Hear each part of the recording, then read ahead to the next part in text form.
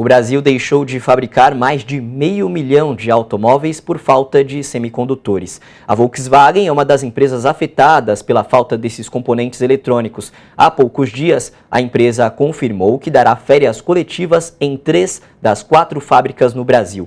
O presidente Lula está fazendo um enorme esforço para reativar o CEITEC, que é o Centro Nacional de Tecnologia Eletrônica Avançada, única empresa da América Latina que poderia ter continuado a produzir semicondutores se o governo Bolsonaro não tivesse desmontado a estatal, como mostra a reportagem de Caroline Campos.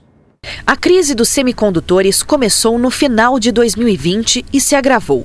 Com a pandemia, houve um aumento da demanda desses componentes. De lá para cá, o Brasil deixou de fabricar 620 mil automóveis por falta dessas peças. Há poucos dias, a Volkswagen confirmou férias coletivas para 3.200 trabalhadores. A única alternativa que nós tínhamos para a produção de semicondutores no Brasil foi fechada. E agravado, o cenário se agrava quando a gente vê o processo de desindustrialização, de desmonte da indústria no Brasil, a falta de política do governo passado referente a isso. Então o Brasil também tem perdido importância quando você fala de produção industrial no mundo. Em 2020 a gente teve uma alteração da composição da demanda por semicondutores bastante significativa, né? Só a gente lembrar como os nossos hábitos mudaram durante a pandemia. A gente tinha muito mais live, muito mais reuniões por computador, ensino à distância. Tudo isso provocou uma explosão de demanda por bens relacionados à comunicação, e todos esses bens levam na sua composição semicondutores. Isso fez com que a demanda mundial de semicondutores explodisse em um momento em que a produção desses semicondutores, que, digamos, é muito concentrada regionalmente, né? Basicamente você tem aí Taiwan, China e um pouco dos Estados Unidos como os grandes produtores. Para o economista Marco Antônio Rocha, ter fornecedores locais permitiria que a indústria brasileira eliminasse o gargalo na produção e, ao mesmo tempo, daria ao país uma grande oportunidade no disputado mercado mundial de semicondutores. Nesse momento está sendo proposto ou acordado uma série de convênios internacionais em que tornam o Brasil, já que tem uma capacitação básica para a produção de semicondutores, um parceiro interessante tanto no caso chinês quanto no caso americano.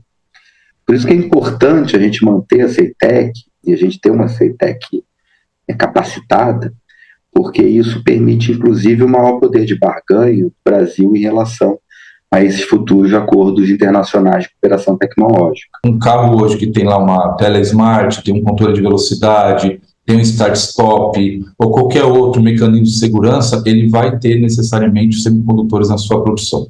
Então é isso que diferencia o carro hoje mais tecnológico dos carros mais simples.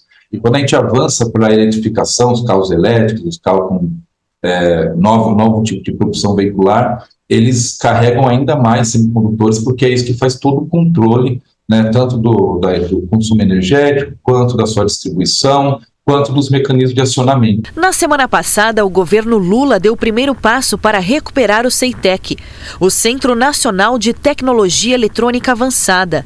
A estatal é a única desenvolvedora e fabricante de semicondutores e chips eletrônicos da América Latina.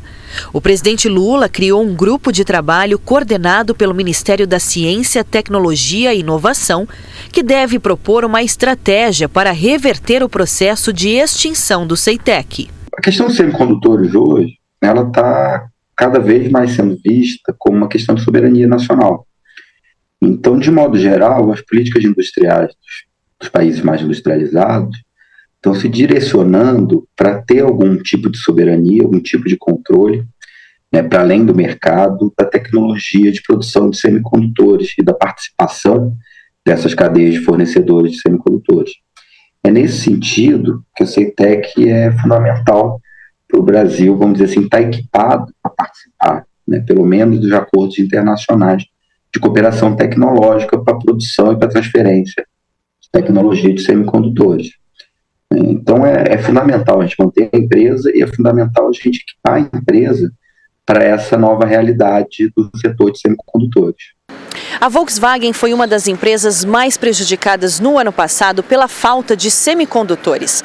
Por isso, a produção em 3 das 4 fábricas no Brasil será suspensa por 10 dias este mês. Wellington Damasceno, diretor administrativo do Sindicato dos Metalúrgicos do ABC, chama atenção para os riscos que isso pode representar a médio e longo prazo para os trabalhadores na ponta da cadeia produtiva. Ao mesmo tempo, ele fala da importância de ter sindicatos fortes que representem os trabalhadores, principalmente nos momentos que exigem negociações que garantam o emprego. Aqui na Volks nós temos um acordo consolidado entre a empresa e o sindicato. Esse acordo garante que a gente use os mecanismos de flexibilização que nós temos previstos, justamente para não ter nenhum tipo de desemprego, mas a nossa preocupação é com a cadeia de produção. A Volks consegue parar 10 dias e assumir os trabalhadores, a gente consegue usar outras ferramentas para, mesmo em períodos de parada de produção, a gente conseguir manter e garantir os empregos da companheirada. Agora, o problema são as empresas que vêm na sequência da cadeia, né? O quanto isso vai impactar a parada de produção nessas outras empresas. E se esse quadro agrava, não só a Volks, mas outras empresas também começam a parar, muitas empresas que estão na cadeia das montadoras, ela fornece para as várias montadoras. Então, se elas começam a ter problemas em geral, essas empresas menores, essas empresas lá no final da cadeia, certamente terão problemas de demissão e até mesmo de encerramento de atividade das empresas.